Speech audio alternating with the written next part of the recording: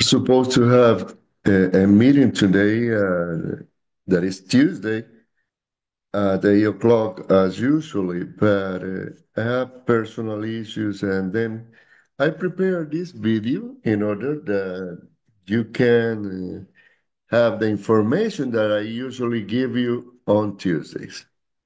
Let's begin by how to calculate the molar mass of a compound. Let's go through an example. For example, we want to calculate the molar mass of water. First of all, you have to go to the periodic table and get the hydrogen and oxygen atomic mass. This is the number that you can get in the periodic table. After that, you multiply this number by the number of atoms. We have 2 atoms of hydrogen, so it will be 2 times 1.01 grams per mole. And we have only 1 atom of oxygen, so 1 times 16 grams per mole give you 16 grams per mole. Then we add both, and we get that the molar mass of the compound is 18.02 grams per mole. This is a very important calculation in stoichiometry.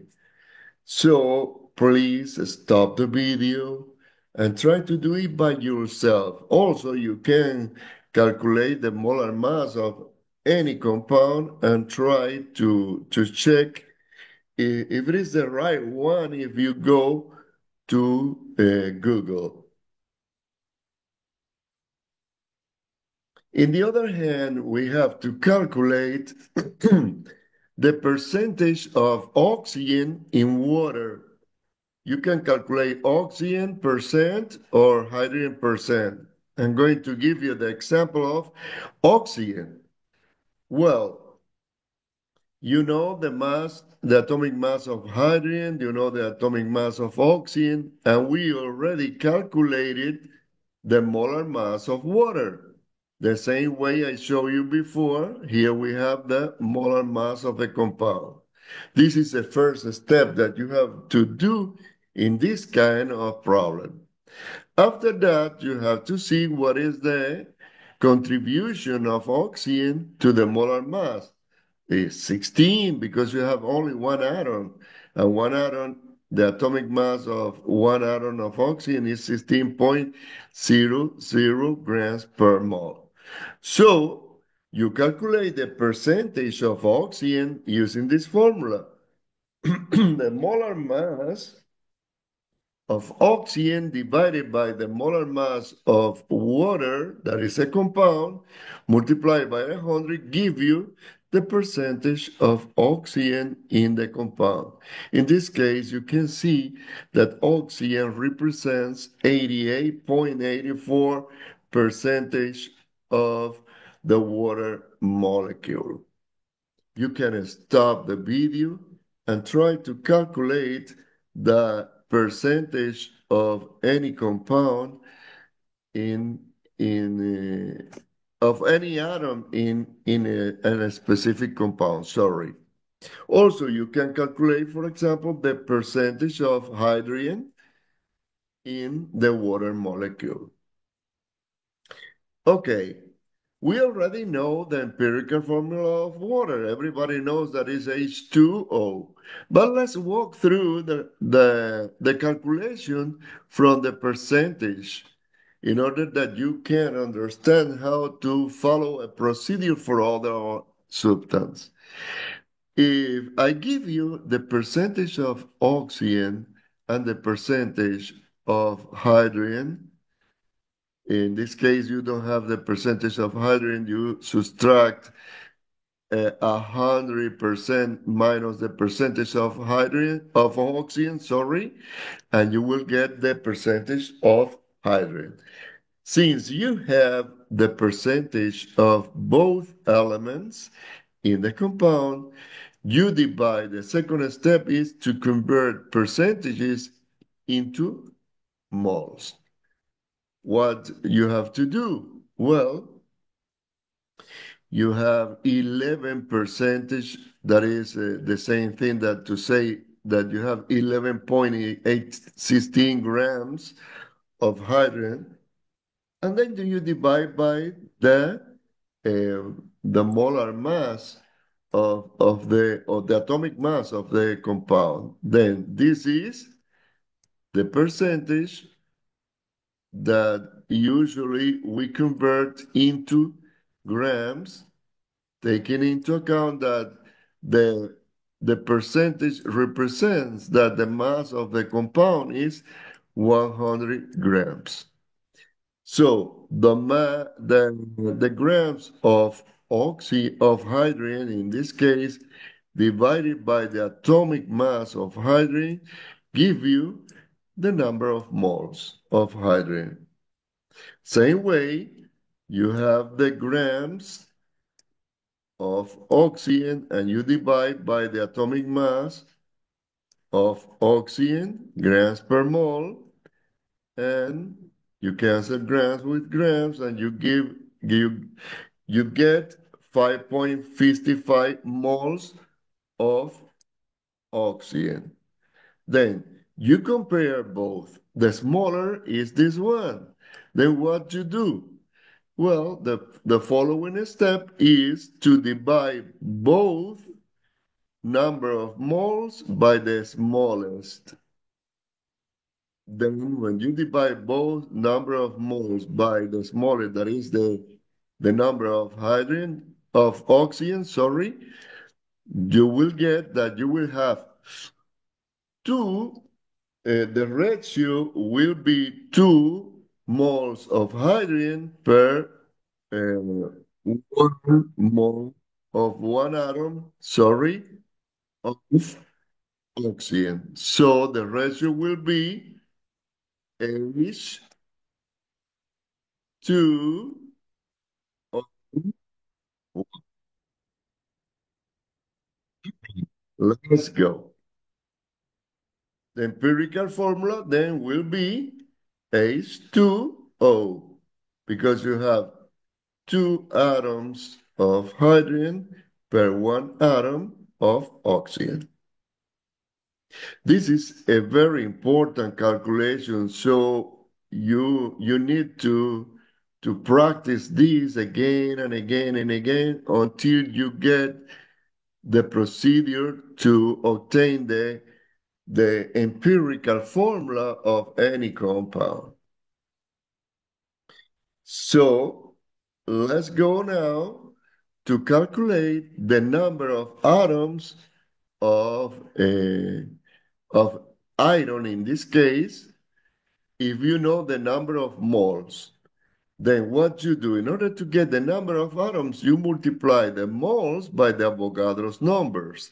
Then it will be 3 moles of oxygen times the Avogadro's number, that is atoms per mole, will give you cancel here, in this case, mole with mole, and you get atoms of iron in this case.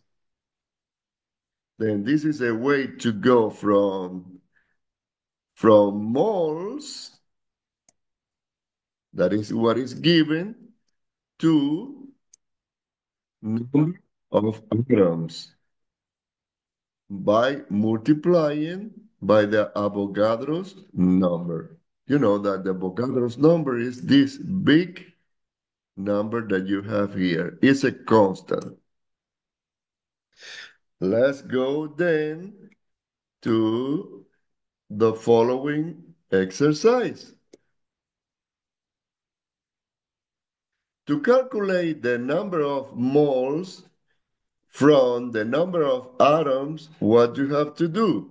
Well, you divide the number of atoms by the Avogadro's number, and you get, in this case, you have 1.81 times 10 to the 24th atoms. Then you divide by the Avogadro's number, you cancel out atoms by atoms, and then you get moles of iron from the number of atoms, that is what is given. This is what is given, and then you can calculate the number of moles. Stop the video and try to understand this type of calculation that is also very, very important. Well, the other exercise that I want you to practice is to calculate the number of iron atoms from the mass. Well, the molar mass of iron is around 55.85 grams per mole. This is the atomic mass of iron. If it is a compound, then you calculate the molar mass of the compound. In this case, it's an atom. So we go to the periodic table and we get this number. If you have the mass and you divide by the molar mass, then you get the number of moles. After that, you say that the number of atoms is equal to the number of moles times the Avogadro's number. And then you can calculate the number of atoms from the mass of iron. Let's do the following exercise. For example, you have what is given? 100 grams of iron. Then you divide this mass by the atomic mass and you get moles. After that, you multiply the moles by the Avogadro's number and you get what? The number of atoms. That is the question. You can stop the video, watch this example again, and try to understand how to go from mass to number of atoms. It could be atoms because we are talking about iron in this case, but it can be molecules if we speak about carbon dioxide. In that case, you have to use not the atomic mass, but the molar mass of carbon dioxide that you know how to calculate it from the example that I gave you at the beginning. Well, that's all what we have for today. If you have any question, as always, don't hesitate, send me an email and I can answer all your questions. Sorry for not